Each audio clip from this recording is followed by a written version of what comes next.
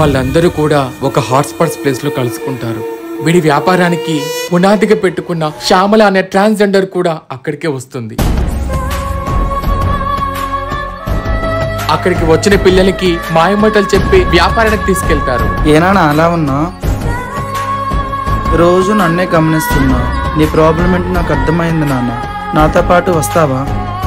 వాళ్ళ డబ్బులతోనే సర్జరీ చేపిస్తానని చెప్పి ఊబిలోకి లాగేస్తారు. ఏం పర్లేదు నాన్న, మొత్తం నేనే చూసుకుంటా.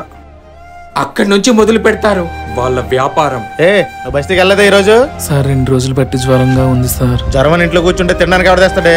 వెళ్తావా లేదా? సార్ ఓపిక కూడా లేదు సార్. నువ్వు ఎలా చెప్తే వినవే. Sir sir sir sir sir వెళ్తావా లేదా? లేదా సార్ వెళ్తాను సార్, వెళ్తాను సార్. మూసుకొని వెళ్ళే. మాకు ఆరోగ్యం బాలేకపోయినా సరే కొట్టి మరీ పంపిస్తాడు.